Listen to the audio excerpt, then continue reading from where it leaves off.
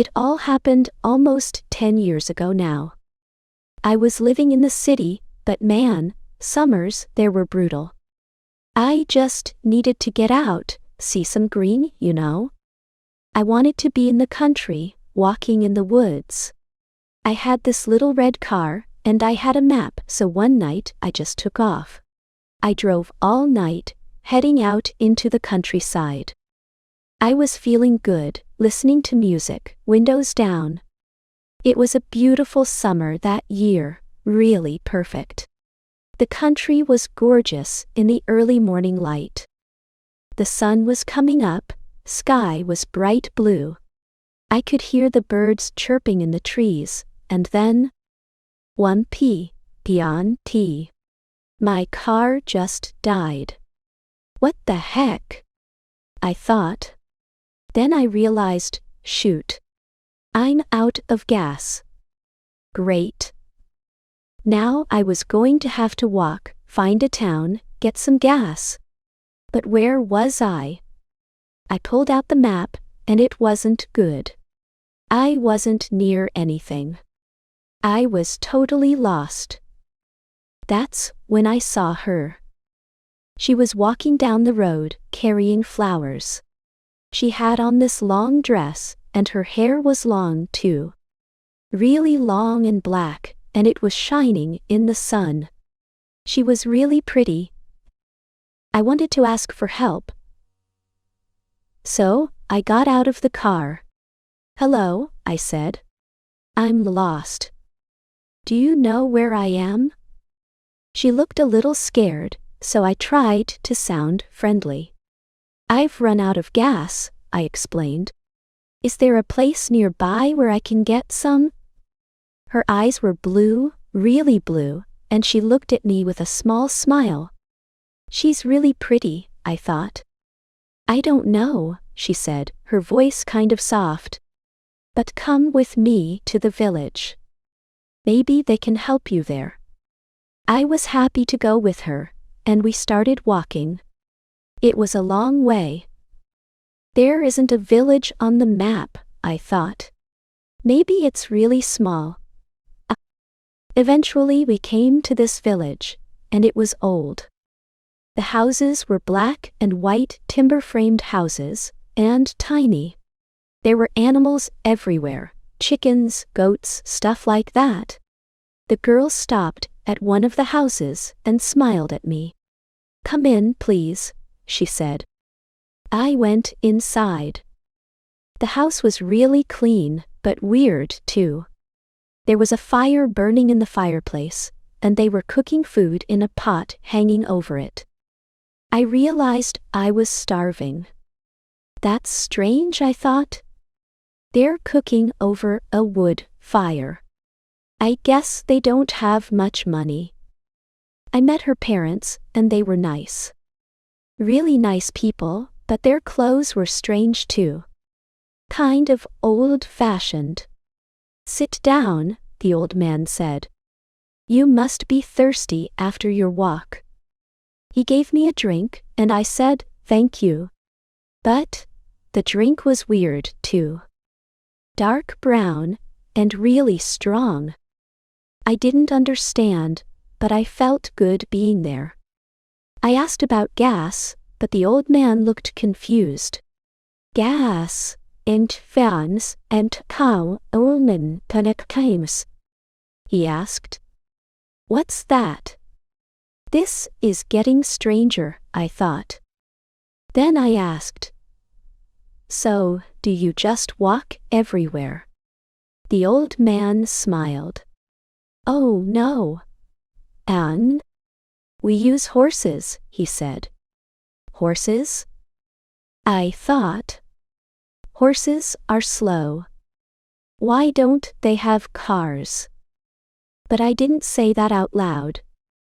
I just felt peaceful there. I stayed all day, and I had dinner with them that night. Then the girl, her name was Mary, and I went out into the garden. The Almighty harness, ones, and said to our trial, or TYT. It's nice here, she said. We like having visitors. We don't get many people here. We talked for a while, and she was just so beautiful. But after a while, she started talking quietly, and her face got sad.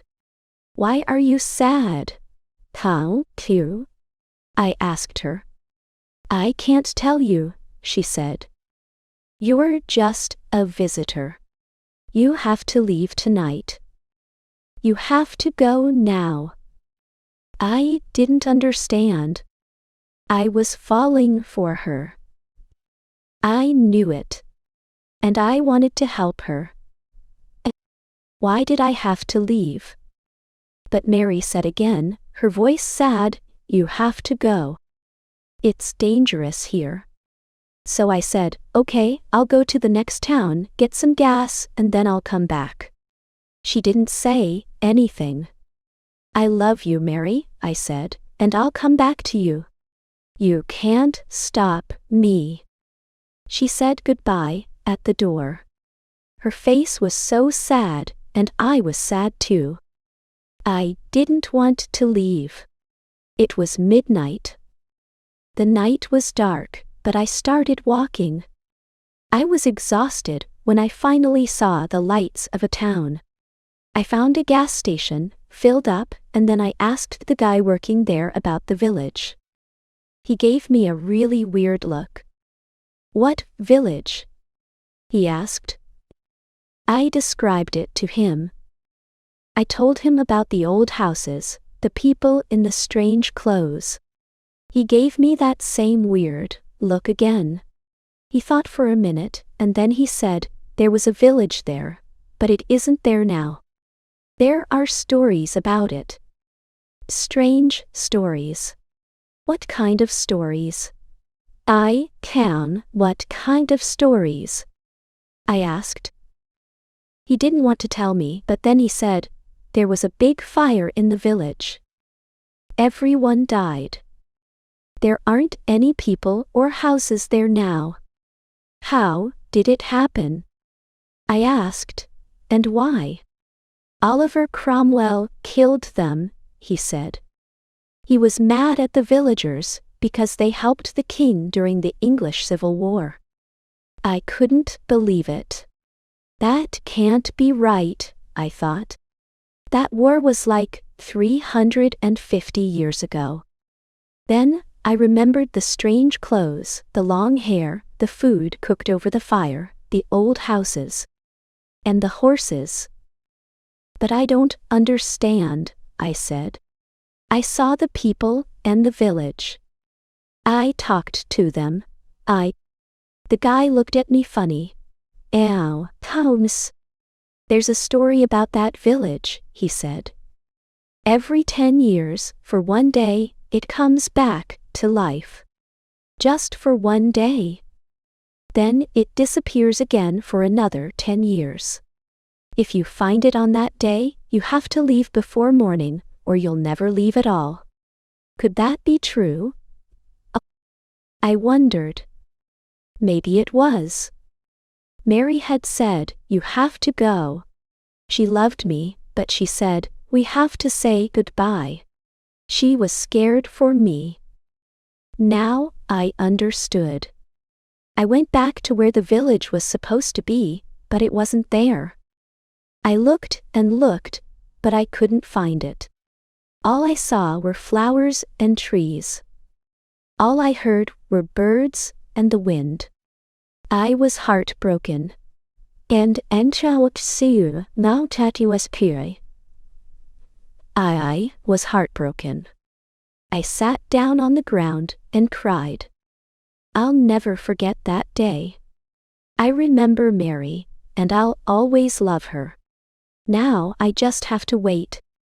Less than 2 months. The village will come back on that day. And I'll be there. I'll find her again, my love with the long black hair, and this time I won't leave before morning.